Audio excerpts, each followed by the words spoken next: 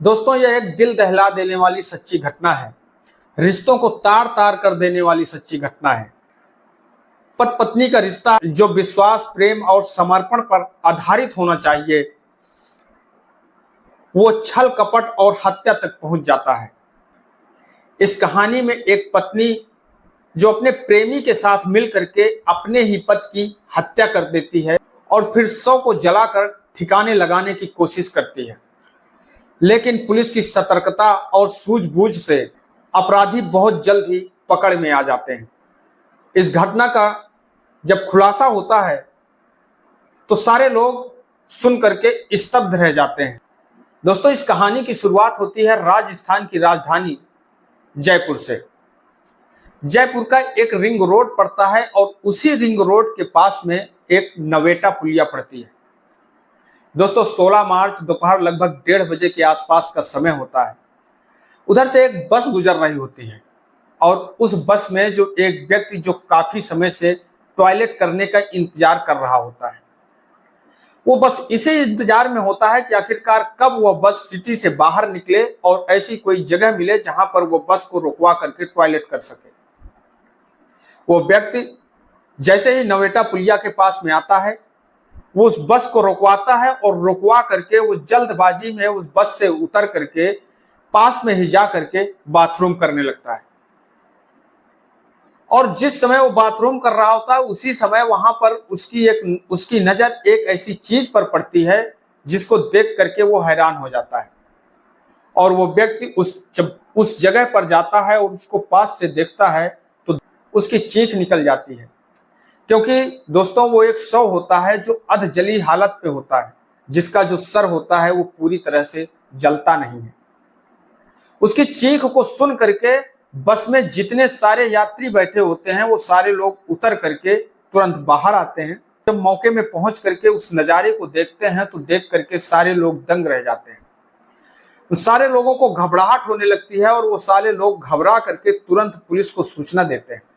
जैसे ही जो वहां का एक मुहाना पुलिस चौकी पड़ती है, जो मुहाना पुलिस चौकी के एसएचओ साहब होते हैं जिनका नाम होता है उदय सिंह यादव, वो तुरंत अपनी टीम को लेकर के मौके पर पहुंच जाते हैं। मौके पर पहुंचते हैं, ये देख करके तुरंत मालूम हो जाता है कि किसी व्यक्ति की हत्या की गई है और हत्या करने के बाद में उसके शव को जलाने की कोशिश की गई है। पुलिस उस शव को अपने कब्जे में लेती है और कब्जे में लेने के बाद में उसका पोस्टमार्टम करवाने के लिए उसे महात्मा गांधी हॉस्पिटल की मोर्चरी में भेज दिया जाता है। दोस्तों, अब पुलिस के लिए सबसे बड़ा सवाल था कि आखिरकार वो व्यक्ति कौन है, उसको मारने की कोशिश की है और किसने उसको मारा है। पुलिस यह जानकारी करने के लिए जितने आसपास के थाने होते हैं, चौकी होती है, उन चौकी में जानकारी करती है, सूचना देती है कि क्या किसी के यहाँ 2 से 3 दिन में कोई ऐसा केस आया है जहां पर किसी की गुमशुदगी की रिपोर्ट दर्ज करवाई गई। पर कोई ऐसे थाने से यह सूचना नहीं मिलती है कि किसी के यहाँ भी किसी भी व्यक्ति की गुमशुदगी की कोई रिपोर्ट दर्ज नहीं होती है। अब पुलिस के लिए सबसे बड़ा सवाल था कि आखिरकार उस व्यक्ति की पहचान करे तो करे कैसे।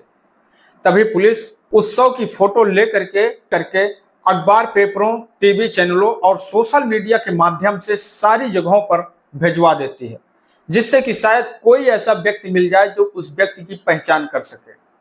दोस्तों, 17 मार्च 2025 की सुबह सागानेर का रहने वाला एक व्यक्ति जिसका नाम देवीलाल होता है, देवीलाल थाने पहुंचता है और थाने में पहुंच करके वह एसएचओ साहब से मिलने की जिद करने लगता है। एसएचओ साहब जब उस व्यक्ति से मिलते हैं तो पूछते हैं कि आखिरकार क्या बात है। तब जो देवी दयाल होता है वो एसएचओ साहब से कहता है कि साहब, मेरे चाचा जो 2 दिन से घर से गायब हैं, उनका कोई पता नहीं चल रहा है, उनका जो मोबाइल है वो भी स्विच ऑफ आ रहा है, उनकी कोई जानकारी नहीं हो रही। तभी जो पुलिस होती है, अधजले शव की फोटो देवी दयाल को दिखाती है और जैसे ही वो देवी दयाल उस फोटो को देखता है तो देख करके वो तुरंत दहाड़ दहाड़ कर रोने लगता है और वो चीख चीख कर कहने लगता है कि ये तो हमारे चाचा धन्ना लाल हैं। दोस्तों, पुलिस के लिए मामला और भी ज्यादा गंभीर हो जाता है और भी ज्यादा पेचीदा हो जाता है, क्योंकि धन्ना लाल जो मुहाना मंडी में सब्जी बेचने का काम करते थे, उनके परिवार में उनकी पत्नी गोपाला देवी और उनके 4 बच्चे थे, जिनमें से 3 बड़ी बेटियां होती हैं और एक छोटा बेटा होता है। अब पुलिस इस हत्याकांड की जो गुत्थी होती है उसे सुलझाने के लिए पूरी कोशिश करने लगती है। उस इलाके के जितने भी सीसीटीवी कैमरे होते हैं उन सीसीटीवी कैमरों को खंगालती है और तभी पुलिस की नजर एक ऐसी बाइक पर पड़ती है, एक ऐसी गाड़ी पर पड़ती है जिसे देख करके पुलिस को ऐसा लगता है कि आखिरकार ये बाइक के अंदर जरूर कुछ ना कुछ है। दरअसल दोस्तों, उस बाइक में एक व्यक्ति जो हेलमेट पहने हुए होता है और उसके बीच में एक सफेद बोरी का कट्टा रखा होता है और उसके पीछे एक महिला बैठी होती है जिसका चेहरा घूंघट से ढका होता है। पर पुलिस उस बाइक को इसलिए शक के दायरे में लेती है क्योंकि वो बाइक जो बार बार उस रोड पर घूम रही होती है।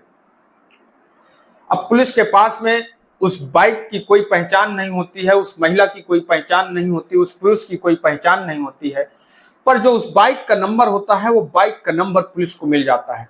अब पुलिस उस बाइक के नंबर से यह पता करने की कोशिश करती है कि आखिरकार ये गाड़ी किसके नाम पर रजिस्टर्ड है। जांच करने पर पुलिस को यह पता चलता है कि ये बाइक सागानेर में कसीदों वाली गली में श्री श्याम फैशन के नाम पर एक जो दुकान है, जो उस दुकान के मालिक हैं जिनका नाम है दीनदयाल कुशवाहा, उनके नाम पर रजिस्टर्ड है। अब पुलिस सबसे पहले दीनदयाल कुशवाहा से मिलती है और जब दीनदयाल कुशवाहा से इस बारे में जानकारी करती है, पूछताछ करती है, तो जो दीनदयाल कुशवाहा होते हैं वो पुलिस को पहले गुमराह करने की कोशिश करते हैं। पुलिस दीनदयाल कुशवाहा से कहती है कि उसका जो सीसीटीवी फुटेज है वो उसके पास में है। तब वो डर जाता है और फिर वो अपना सारा जुर्म कबूल कर लेता है, सारी सच बात वो पुलिस के सामने कबूल कर लेता है और वो बताता है कि साहब, उसके और गोपाली देवी के बीच में प्रेम संबंध थे। दरअसल दोस्तों, दीनदयाल कुशवाहा और गोपाली देवी का संपर्क आज से करीब 5 साल पहले होता है और उसके बाद में जो गोपाली देवी होती है वो दीनदयाल कुशवाहा की दुकान पर नौकरी करने लगती है और जब जब उन दोनों को समय मिलता है तो वो दोनों पति पत्नी की तरीके रहने लगते हैं और संबंध बनाने लगते हैं।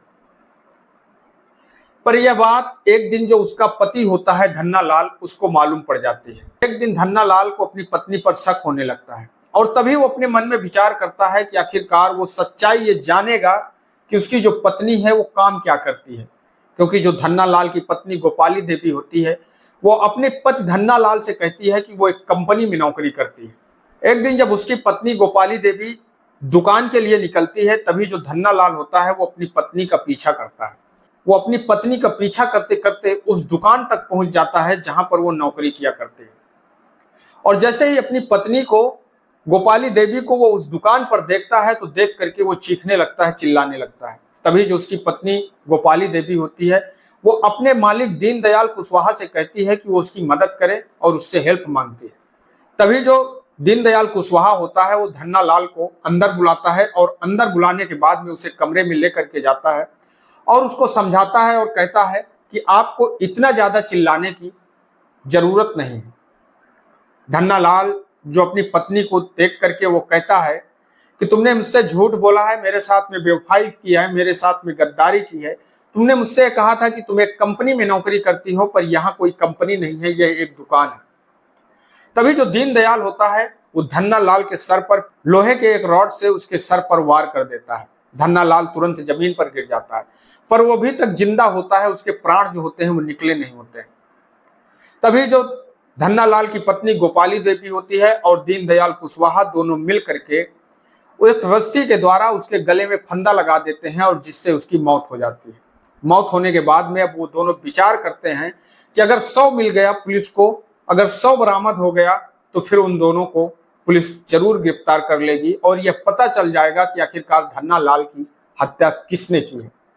तभी वो दोनों दिमाग लगाते हैं और दिमाग लगा करके जो उसकी पत्नी होती है गोपाली देवी, वो अपने पति के लाश को एक बोरी में भरती है और बोरी में भरने के बाद में वो दीनदयाल कुशवाहा के साथ बाइक में लेकर के वो दोनों उस शव को शहर से बाहर निकलते हैं और जो रिंग रोड के पास में नवोटा पुलिया पड़ती है, उस पुलिया के पास में उस शव को निकालकर उसमें पेट्रोल डालकर उसको जलाने की कोशिश करते हैं, पर वो शव पूरी तरह से जलता नहीं है और अध जली हालत में ही वो दोनों छोड़ करके वहां से फरार हो जाते हैं।